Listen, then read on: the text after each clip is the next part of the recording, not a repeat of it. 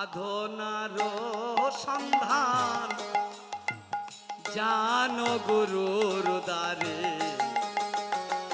সাধন সময়ে যেও না এবারে, বলে বারে বারে সাধন হবে। সাধন সমারে যেও না এবারে বলে বারে বারে সাধন হবে রে। সাধন করতে গেলে সাধন সমরে মানে জীবন নিয়ে টানাটানি সেই যুদ্ধকে বলে সাধন সমর। বাঁচবে কি মরবে সেটা আগে ভেবে বুঝে তবে কিন্তু যুদ্ধে নামা ভালো। হ্যাঁ, মানব জীবনটা যেদিন থেকে জন্ম হয়েছে, যেদিন থেকে এই প্রকৃতির বাতাসটা গায়ে লেগেছে, সেদিন থেকে প্রত্যেকটা প্রাণ তারা সবাই কিন্তু যুদ্ধেও ক্ষেত্রে নেমে গেছে।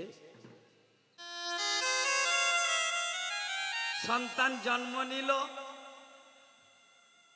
দুগ্ধটা অন্তরে দেওয়ার জন্য সর্বপ্রথম তার যুদ্ধ শুরু হলো। উঙা উঙা।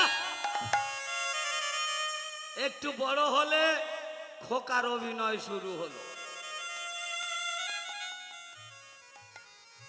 আমাদের জীবনটা কত সুন্দরের অভিনয়, কত সুন্দর অভিনয়। তাহলে প্রতিবারে ডিগ্রি বেড়েছে ঠিক, কিন্তু জিরো থেকে শুরু, আবার জিরোতেই শেষ। তাহলে মাঝখানে শুধু টানা হেজড়া চলছে। এর মধ্যে কেউ বলে হরিনাম দিয়ে পুণ্য করব, কেউ বলে হরিনাম করে পুণ্য করব। এত সহজ। ভ্রমিতে ভ্রমিতে যদি কোনো ভাগ্যবান জীব, সবাই নয়, ভ্রমিতে ভ্রমিতে যদি কোনো ভাগ্যবান জীব গুরু কৃষ্ণ প্রসাদে পায় ভক্তিলতার বীজ, মালি হইয়া সেই বীজ করয়ে রোপণ, শ্রবণ কীর্তন জলে করয়ে সিঞ্চন। এত সহজ নয়। ভক্তি জিনিসটা এত সহজে আসে না। তবে যার একবার এসেছে তার থেকে আর বিদায় নেওয়ার কোন রকম উপায় নেই। 10 তলায় যে সুখ না পাবে, গাছতলায় তার থেকে সে সুখী হয়ে বসে আছে। এটাই তো মানব জন্ম। শুধু একটা জিনিস খেয়াল করে দেখেছেন, বর্তমান সমাজে আমরা সব ধর্ম আরো কত বাড়িয়ে তুলেছি, কত উন্নত আমাদের ভারতবর্ষ। হ্যাঁ, আস্তে রাধে রাধে। মূর্খ থাকে 5 তলায় আর শিক্ষিত থাকে গাছতলায়। বর্তমান সমাজ বলছে জুতো বিক্রি হয় কাঁচের ঘরে আর বই বিক্রি হয় রাস্তার ধারে। এটা আমাদের ভালো সমাজ নয়। হ্যাঁ, আমরা উন্নত হয়েছি। সোনার ভারতবর্ষ, সোনার ভারতবর্ষ। নাগমা না, এটা সোনার ভারতবর্ষ নয়, এটা হলো সোনার ভারতবর্ষ। সোনার ভারত। এখানে সুনিতে হবে। যে কুটা গ্রহণ করবে তার কাছে সেইভাবে পৌঁছাবে। তবে মানব জীবনের চেতনা বাড়ানোর জন্যে একটাই কাজ করতে হবে, সেটা কি? অর্জুনের লক্ষ্য লক্ষ্য ভেদিবারে অধে দৃষ্টি রাখি ঊর্ধ্বে কর্ম সারি। অর্জুনের লক্ষ্য লক্ষ্য বেদিবারে আধে দৃষ্টি রাখি ঊর্ধ্বে কর্ম সারে। অর্জুনের লক্ষ্য লক্ষ্য ভেদিবারে আধে দৃষ্টি রাখি ঊর্ধ্বে কর্ম সারে। অর্জুনের লক্ষ্য লক্ষ্য বেদিবারে আধে দৃষ্টি রাখি ঊর্ধ্বে কর্ম সারে। সে যে সতী বধে নিজ পতি পতিব্রতা সতী বধে নিজ পতি। পতিব্রতা সতী বধে নিজ পতি পতিব্রতা সতী বধে নিজ পতি।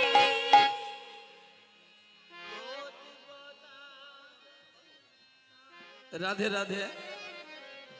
এখানে যে সকল মা যে সকল বাবারা অভুক্ত আছেন, আমার দাদারা বারবার আপনাদের কাছে অনুরোধ জানাচ্ছে আপনারা অভুক্ত থাকবেন না। দরিদ্র নারায়ণ সেবা চলছে, আপনারা সময় মতো সেবাটা করে নেবেন। রাধে রাধে। পতিব্রতা সতী নিতাই গৌর প্রেমানন্দে হরি হরি বল। পতি। রাধে রাধে রাধে রে জয় গুরু। সে দেবরণ পুরুষ সদার করে সাধন সমারে যেও না এবারে, বহুলিবারে বারে কত নহিলে। গুণে দিয়ে মান সাধু কাঞ্চন,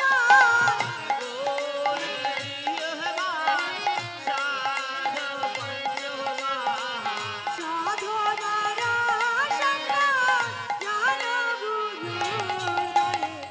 সাধন সমারে যেও রাধে রাধে। বারে, বহুলিবারে বারে কত নহিলে। বহুলিবারে বারে কত নহিলে। দেখবেন খাঁটি জিনিসে গ্যাস হয় বেশি, সেটা আপনারা প্রত্যেকে জানেন। আমি আপনাদের সন্তান পায়ে ধরে অনুরোধ করব, খাঁটি জিনিস খেলে শরীরে গ্যাস হচ্ছে। ভেজাল জিনিস খেয়ে যান, শরীর স্ট্রং হয়ে যায়। আমি যে ভেতরের মাল একটু তুলতে চাইছিলাম, আমি বুঝতে পারছি ভেজাল খাবার খেতে সবাই ভালোবাসে, কারণ ঝুলি যখন নিয়ে কাঁধে করে বের হয়েছি বোঝা আমার হয়ে গেছে। সিস্টেম অনুযায়ী ঝুলি থেকে মাল দিতে হবে। আমি যে একটা করে গান গাইব, আপনাদের দয়ায় আপনাদের কৃপায় আর আমার গুরু কৃপায় একটা গান গাইব, এক পালা গান শেষ হবে। তবে নিতে হবে। যদি বলো খোকা তুমি পারবে, আমি পারবো না, তার ইচ্ছায় চলবে, আমার কোনো ইচ্ছা নেই।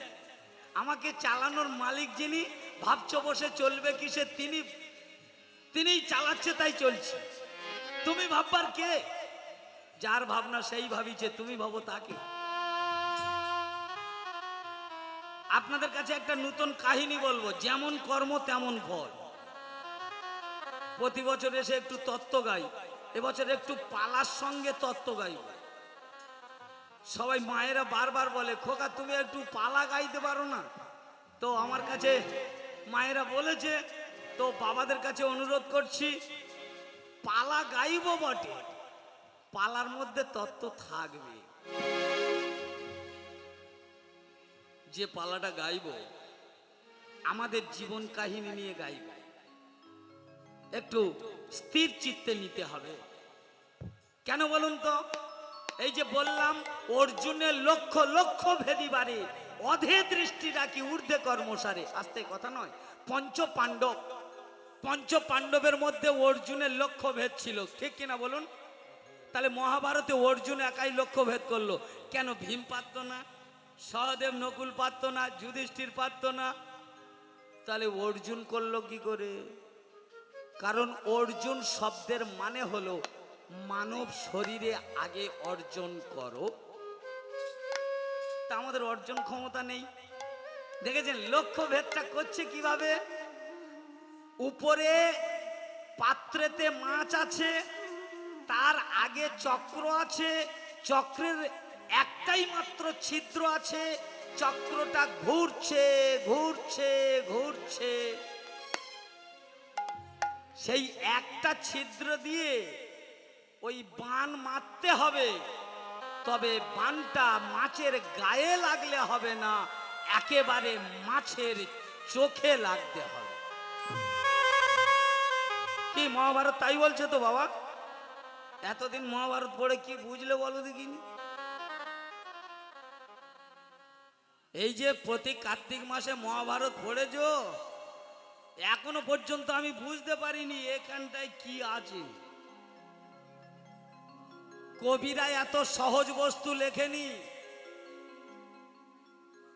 তুমি যেখান থেকে এসেছো সেখানেই তোমাকে পৌঁছাতে হবে।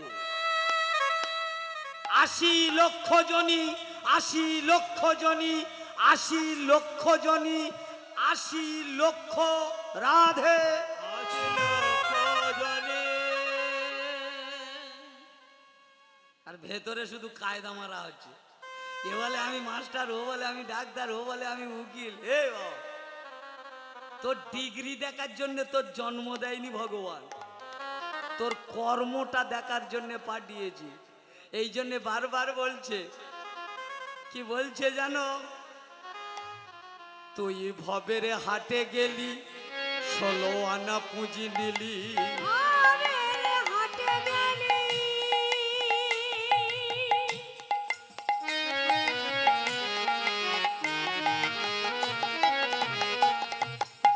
16 আনা পুঁজি পেলি। তুই ভবের হাটে এলি,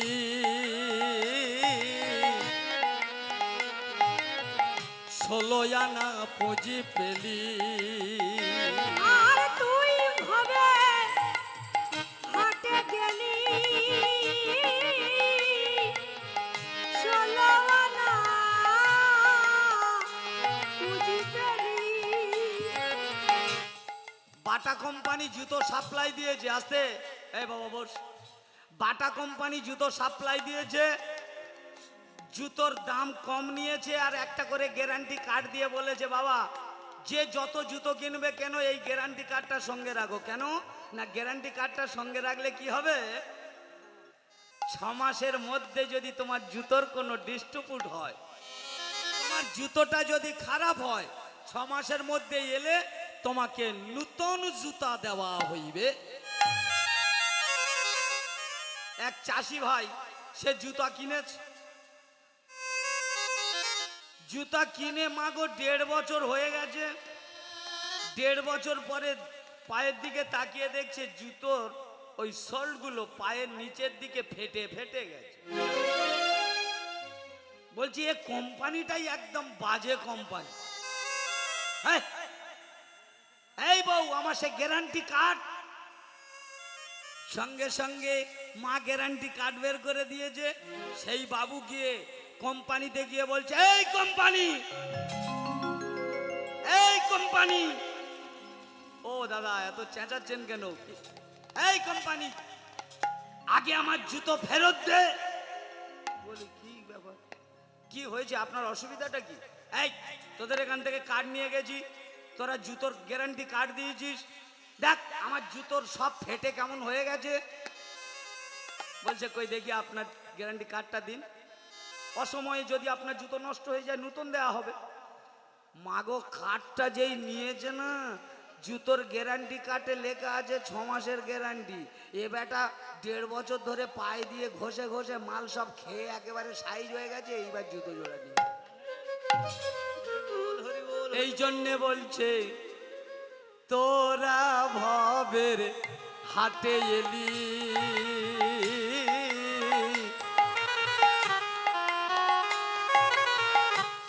16 আনা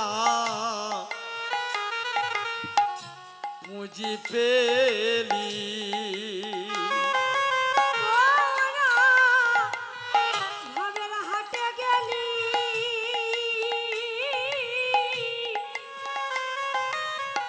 16 আনা পুঁজি পেলি।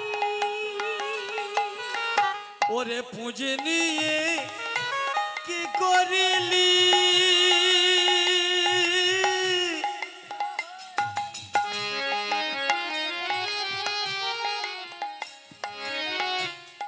দেবে না দেখি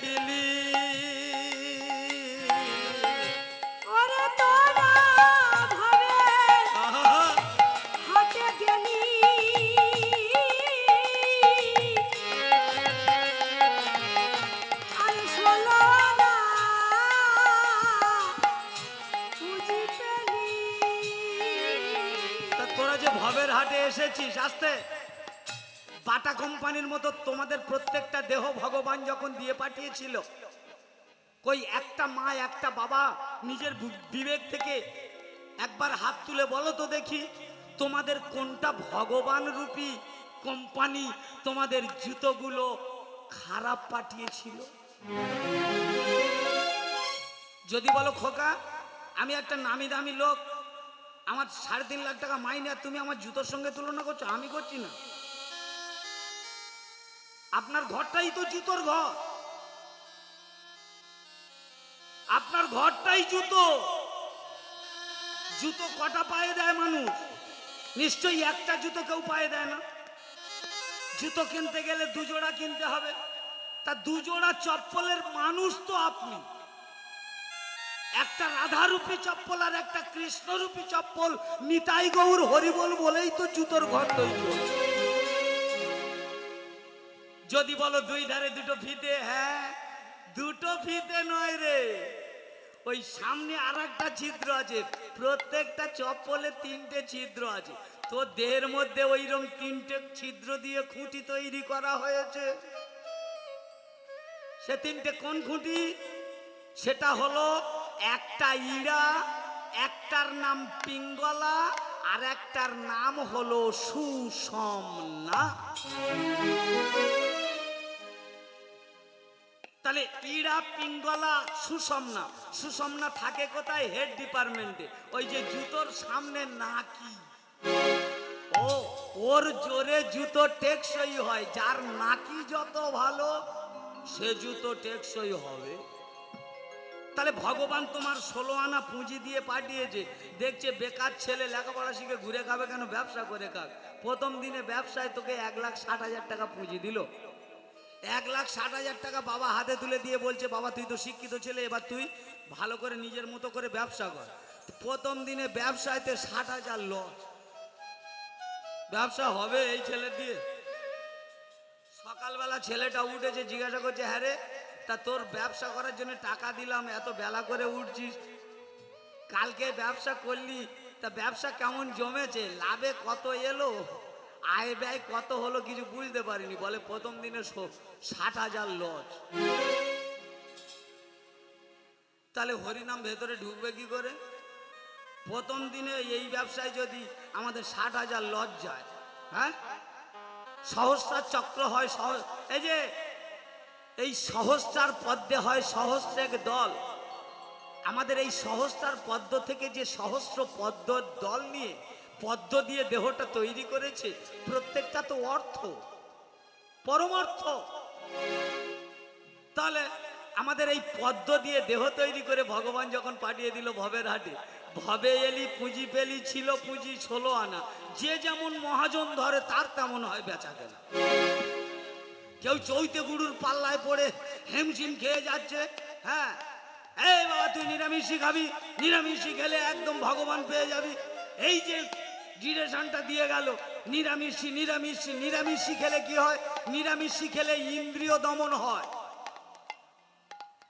আমি আপনাদের বোঝাতে যাব না, নিরামিষই খেলে, নিরামিষ দ্রব্যগুলো কি নর্মাল খাদ্য খাদক, তা আপনি যেটা খান না, নিরামিষ যদি আপনারা সত্যি খেয়ে থাকেন, তাহলে আপনারা একবার ভেবে দেখেছেন আপনি কি নিরামিষ?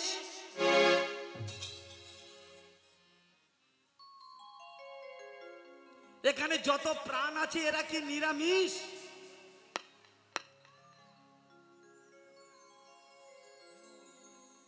কি করে হলো? পিতায় আনন্দেতে মাতিয়া,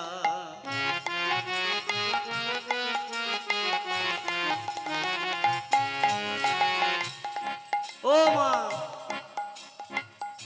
সাগরে দেয় ফেলিয়া,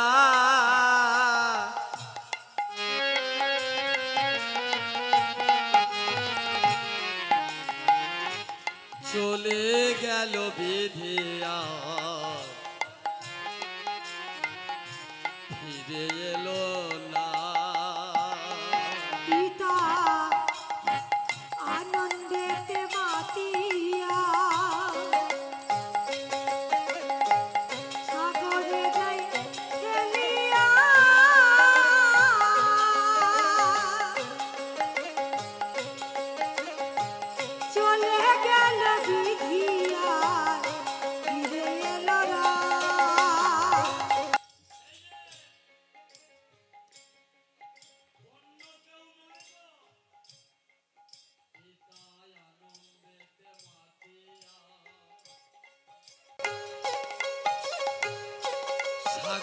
দেয় ফেলিয়া,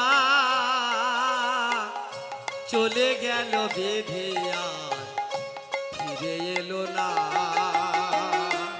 পিতা আনন্দেতে মাতিয়া সাগরে যাই ফেলিয়া,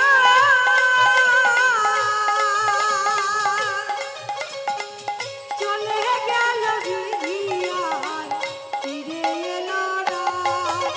মাতা ধরিয়া জঠরে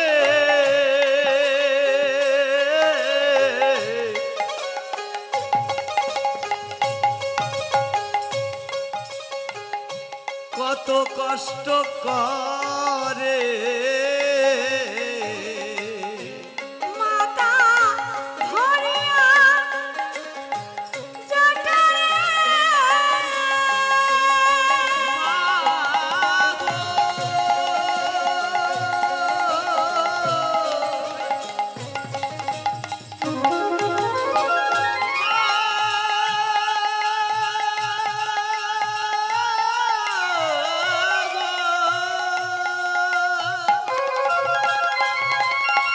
নিতাই গৌর প্রেমানন্দ হরি হরি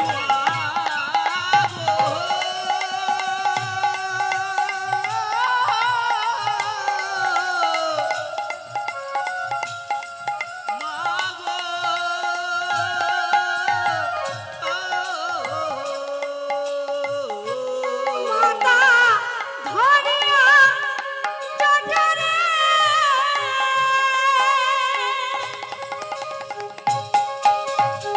কত কষ্ট করে, দশ মাস 10 দিন সেবা পেল যন্ত্রণা। দয়াবতী দরদিনী মা, দয়াবতী দরদিনী মা, দয়াবতী দরদিনী মা, দয়াবতী দরদিনী মা, দয়াবতী দরদিনী মা। রাধে রাধে রাধে। এইবার সার কথায় ফিরে আসি। আপনারা 4টে যোগ নিয়ে একটা দেহ, মানব দেহ তৈরি করেছেন। 4টে বেদ নিয়ে একটা দেহ তৈরি হয়েছে। ভালো করে বুঝবেন, 4টে ধর্ম নিয়ে একটা মানব দেহ তৈরি হয়। যেমন ঋক, সাম, যজু, অথর্ব 4টি বেদ, সত্য, ত্রেতা, দাপর, কলি 4টে যুগ, ব্রহ্মচর্য, গার্হস্থ, বানপ্রস্থ আর সন্ন্যাস, এই হলো 4টি স্টেজ। প্রত্যেকটা মানুষের শেখা উচিত ছিল। আমরা নিয়েছি। আমি আপনাদের ধূলিকণার যোগ্যতাও নই, তাহলে আমার মুখে সব ভাষা মানায় না। তবে বলতে হচ্ছে, আমি বলছি না, শাস্ত্র বলছে তাই আপনাদেরকে বলছি। যদি পিতৃধন পেয়ে যদি নিঃস্ব, রিক্ত, অসহায় হয়ে ঘুরে বেড়াও, তাহলে পিতৃধনের মূল্যটা রাখলে কই?